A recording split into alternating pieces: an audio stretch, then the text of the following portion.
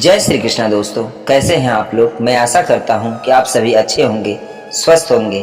तो दोस्तों आइए बिना देर किए हम आज की वीडियो शुरू करते हैं। दोस्तों जैसा कि हम सभी जानते हैं, महाकवि कालिदास के कंठ में साक्षात सरस्वती का वास था। शास्त्र में उन्हें कोई पराजित नहीं कर सकता था। अपार प्रतिष्ठा और सम्मान पाकर कालिदास को अपनी विद्वता का घमंड हो गया। एक बार पड़ोसी राज्य में शास्त्र का निमंत्रण पाकर कालिदास सम्राट विक्रमादित्य से अनुमति लेकर अपने घोड़े पर रवाना हुए। गर्मी का मौसम था, धूप काफी तेज थी और कालिदास को प्यास लग गई। थोड़ी तलाश करने के बाद उन्हें एक टूटी झोपड़ी दिखाई दी। झोपड़ी के सामने एक कुआं भी था। उसी समय झोपड़ी से एक छोटी बच्ची मटका लेकर निकली। बच्ची ने कुएं से पानी भरा और वहां से जाने लगी। कालिदास उसके पास जाकर बोले, बालिके बहुत प्यास लगी है, जरा पानी पिला दो। बच्ची ने पूछा, मैं आपको नहीं जानती, पहले अपना परिचय दीजिए। कालिदास को लगा मुझे कौन नहीं जानता, भला परिचय देने की क्या आवश्यकता है मुझे। फिर भी प्यास से बेहाल थे तो बोले, बालिके तुम अभी छोटी हो इसलिए मुझे नहीं जानती। घर में कोई बड़ा हो तो उसको भेजो, वो मुझे देखते ही पहचान लेगा। मेरा बहुत दूर दूर तक नाम है, सम्मान है, मैं बहुत विद्वान हूं।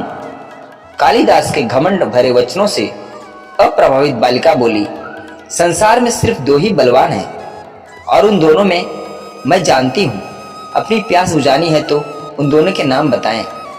थोड़ा सोचकर कालिदास बोले, मुझे नहीं पता बालिके, तुम ही बता दो, मगर मुझे पानी पिला दो बालिका।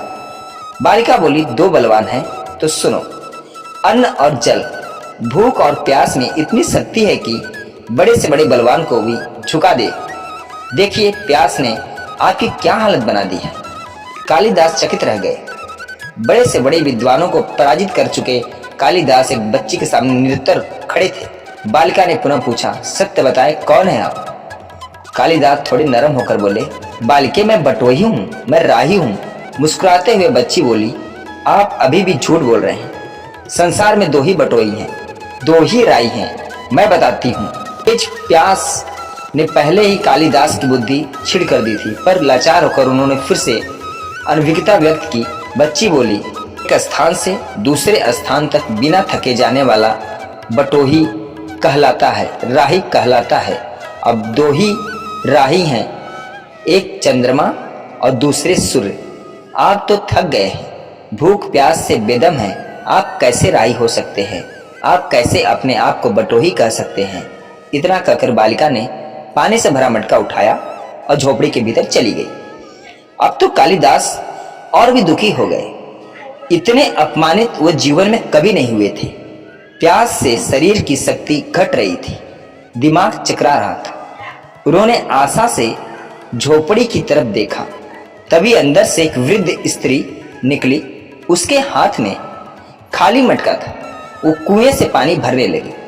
अब तक काफी विनम्र हो चुके कालिदास बोले, माते पानी पिला दीजिए, बड़ा पुण्य होगा।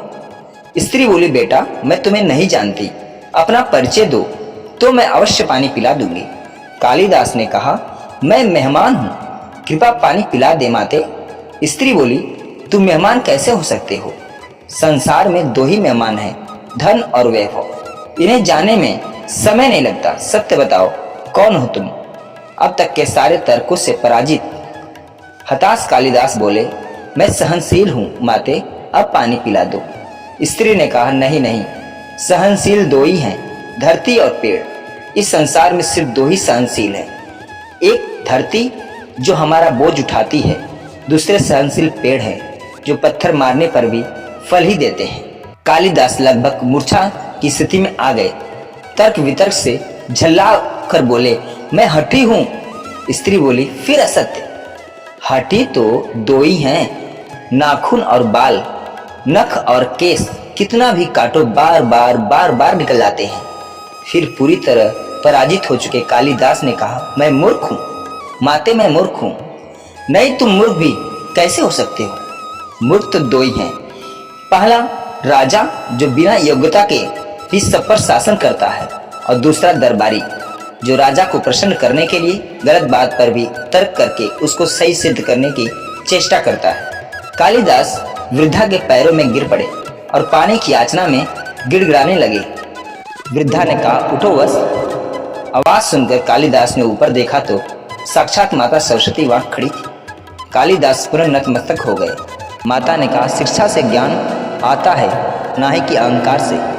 तुमने मान और प्रतिष्ठा को ही अपनी उपलब्धि मान लिया और अहंकार कर बैठे, इसलिए मुझे तुमने मान और प्रतिष्ठा को ही अपना उपलब्धि मान लिया और अहंकार कर बैठे, इसलिए मुझे तुम्हारे चक्षु खोलने के लिए श्वांग करना पड़ा, यह रचना पड़ा।